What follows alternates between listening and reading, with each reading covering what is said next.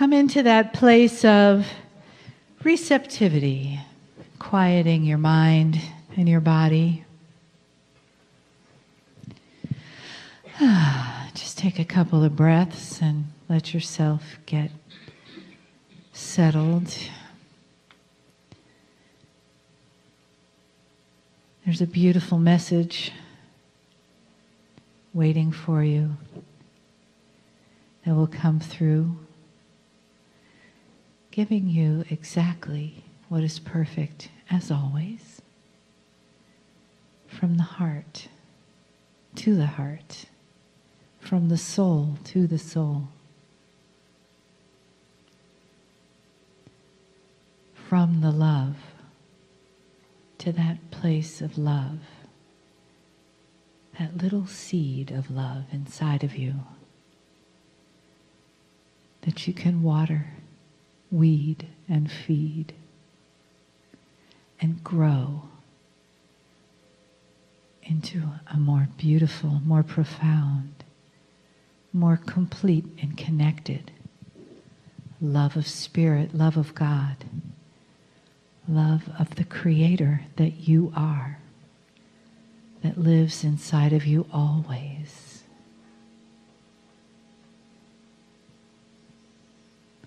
That you came here to manifest, to unfold, and be a part of the beauty of the all that is. Greetings, dear ones. I'm Kryon of Magnetic Service.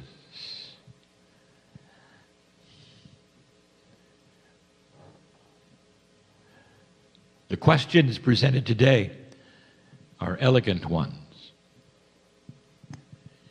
for they show the depth of spiritual thought. They push the envelope of reality of the old souls who sit in the room. There's almost 100 of you.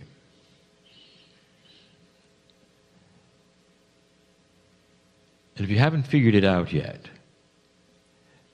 you have something in common. There'll come a day when the first thing you'll see in the eyes of another human being is their Creator. And you will recognize instantly that it's you. And they will see the Creator in you and realize it's them. And that is what you have in common, that at the cellular atomic level, it vibrates with the love of God.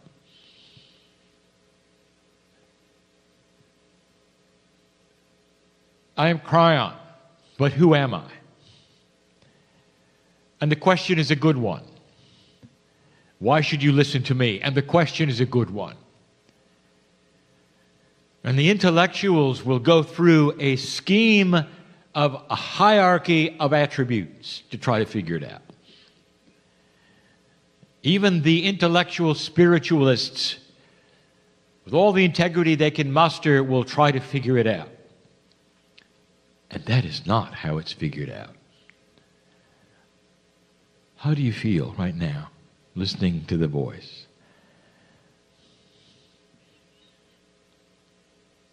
Do you hear it as authority?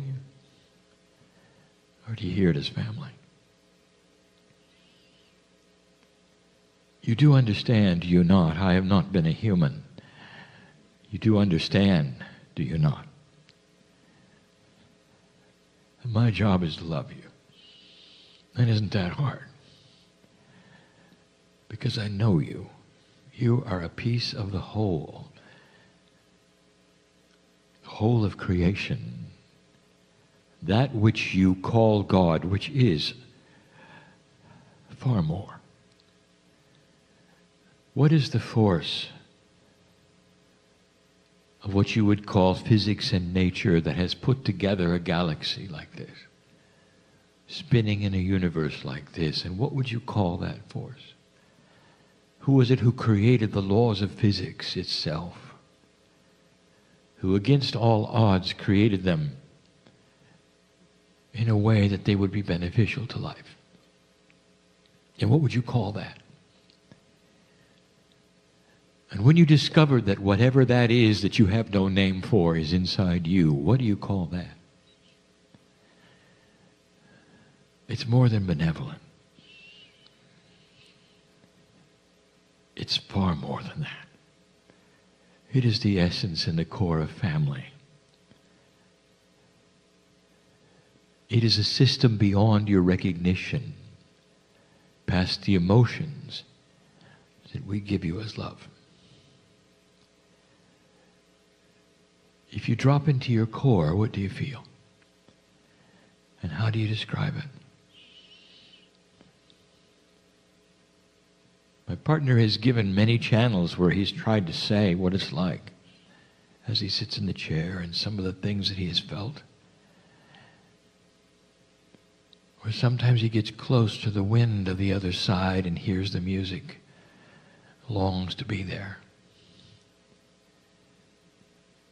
and is held by a silver tether that keeps him from going, but puts him in the wind so that he can give a message like this. He's in the tunnel, he's in the portal, he has to get close. But what he sees and what he experiences is not just light. He hears the music of the universe. He hears the choir that sings in light. It is part of the creative source which knows all and is the essence of compassion. And he knows that God is biased in love and it's not random. He knows it's not a thing. It is all. He recognizes the core is home and the earth as just a place you visit.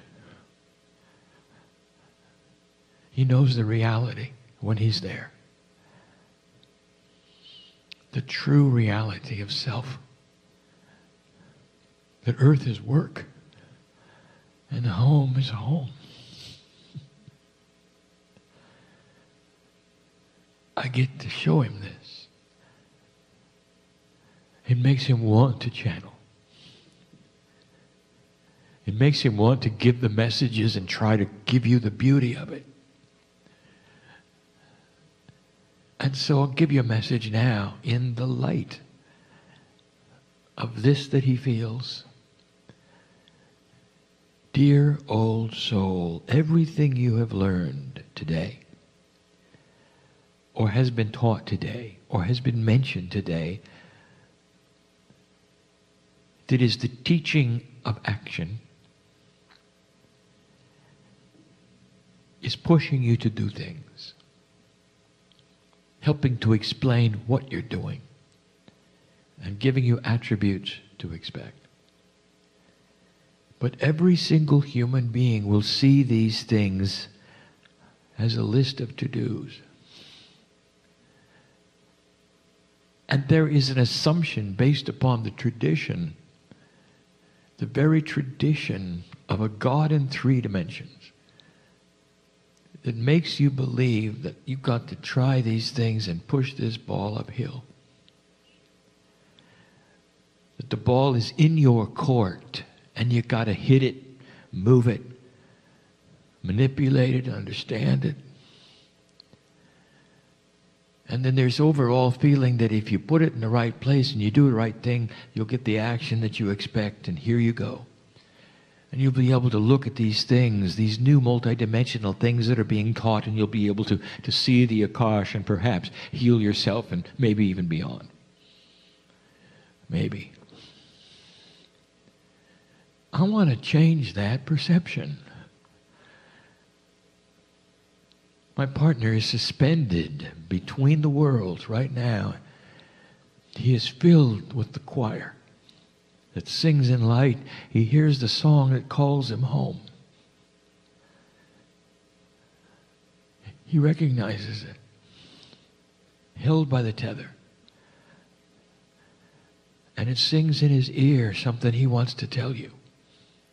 You have no idea the help that you have around you. And the catalyst for everything you want is something that has a rule. It will not help, it will not touch, it will not inform, it won't even show you it's there unless you ask for it. When you release the gate through intent that says, I will do these things, you give us permission to flood in through all of the processes we have for you, through what you call the guides, no matter how many you think you have, through synchronicity, no matter what you think that is, through angelic help, no matter what you think that is. Doesn't matter what you think it is. We control it and we know what it is, and when you release the gate, it comes to you. And it holds your hands and pulls you forward. And you don't have to push the ball. It pulls it if you let it. And the biggest issue with humans, old souls alike, is the tradition that says they got to hold on.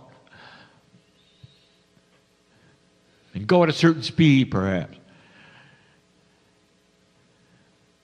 Or they want to go too fast and not have the patience, perhaps. They think they've got it figured out, perhaps.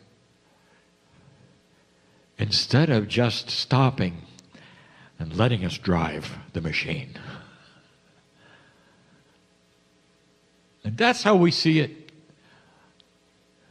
It's a multidimensional quantum machine that is starting to revolve around old souls and their intuition and their permission and their intent. And if you see it like this, and I ask you to, perhaps you will not feel that it is so daunting, it's so difficult, and that you're going to have to do this and that and study it. What if you were just going to go into a state of meditation, drop into your core and say, God, show me what it is you want me to know, and let me hold on. This is a system of benevolent help. If the universe has intelligent design and against all odds it works a certain way to create a certain thing, why not you? Can you see this? That benevolence extends to the human being and the old soul and any of those in this new energy who want to start a process that's going to save their lives, make them live longer, be healthier, stay around, to walk on the planet in light. And we'll do everything to enhance that intent. Drop the rules around what you think you've got to do or what you've been told you have to do. Drop the traditions that say unless you do this or that, you're not going to please God, or you better do it this correct way or it isn't going to work. You think we are in the dark? We know you. You belong to us. You're here for a little while.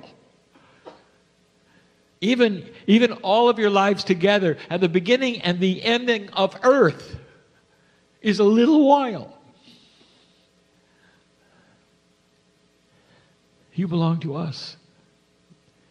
I belong to you. We are together. What would you do for your children if they were away? They were calling on the telephone for help. They needed you to pray for them, or they needed you to help them in a way, hold their hands and get them through something.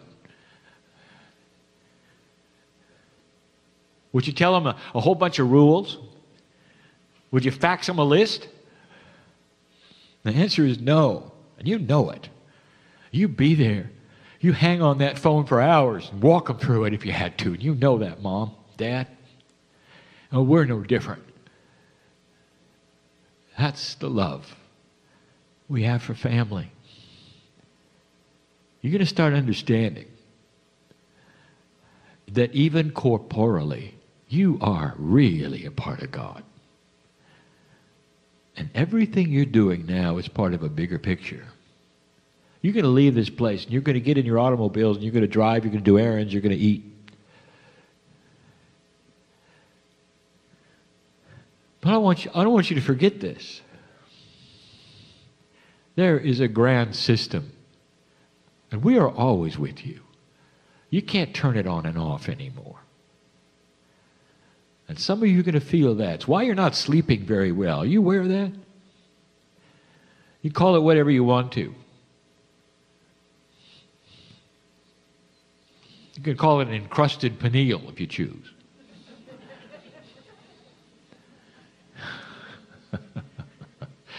We're going to get through that encrusted pineal.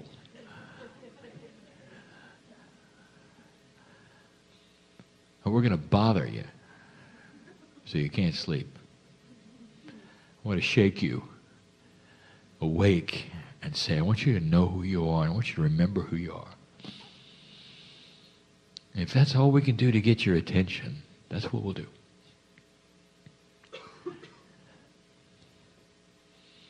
Until some of you surrender and raise your hand and say, I give up.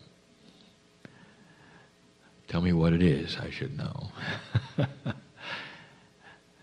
And that's when we get to talk to you.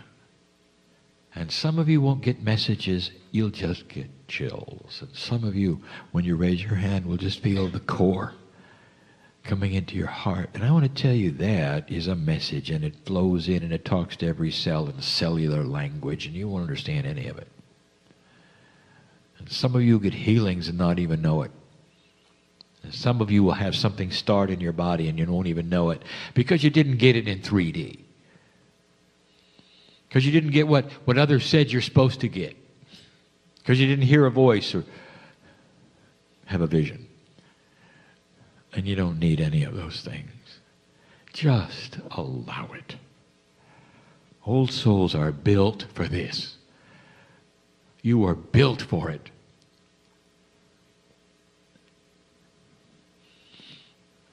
I want to ask you a question in closing. A question that's not really ever answered much. When you were seeded as a human race, and there were very few of you, the ones who were seeded, I will call first souls. They were in the right place at the right time to receive that duality from the Pleiadian. And the ones who were seeded and went through the Lemurian experience and the many changes that happened on the planet to arrive at a place where they might be listening today to this message, then have become old souls. And you've had thousands of lifetimes in the 100,000 or so years that it took to get to this place. So far, so good. Now, let me ask you a question that you haven't asked me. Dear Kryon, the ones who were here to receive the seeding, were they any different than any other? Is there some kind of a random pool of soul selection that would have put them there during that wonderful time? I want to tell you, if you didn't already figure it out, if it is true, dear human being, that there is a system afoot, that the ones who were here first to receive the seeds that would become old souls had a special status in order to be first. A special maturity that would let them become old souls eventually, because you didn't wander away from planet Earth, you kept coming back. You know that. That's the system. Who were you, and where did you come from? And why is it that you receive the Pleiadian information so easily? What if I told you that you're so ready for this, and that some of you have come from the Seven Sisters to be humans? Special. Ready to go. Ready to seed the next planet from the last one. Like seedlings are taken from crops in order to grow new crops. Some of you will understand exactly what I'm saying, and some of you have no idea. But I just gave you an answer. Very special. You were ready for this, selected for this, you wanted this. There was no random selection of souls from around the galaxy to come and be part of the first group of humanity. No, they were the ones who had been old souls before and would be old souls again.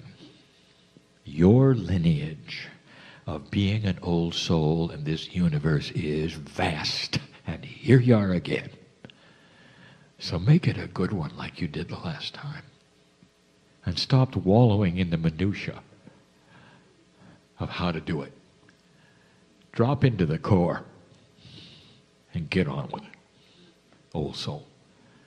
And some of you know what I mean. It isn't that hard. Go for it. It's time to talk this way. Because in this new energy, some of you are having revelations of why you're here. There is no newcomer in this room. Do you understand what I'm saying? No newcomer here. I am Kryon. I serve old souls. That's what I do. It's not the first time on a planet that I have come in during the final stages in order to encourage you, to be next to you as you run the marathon of old souldom, to try to give you glasses of water as you run, careful not to touch you unless you ask for it, but being ready to give you whatever you need, including carry you on my back if you need it. That's what we do. We are ready for this. It's time you understood it. The system is one of help and benevolence and love, and it is powerful. We're ready to go. How about you? It's a good message. Profound, accurate, and true. And so it is.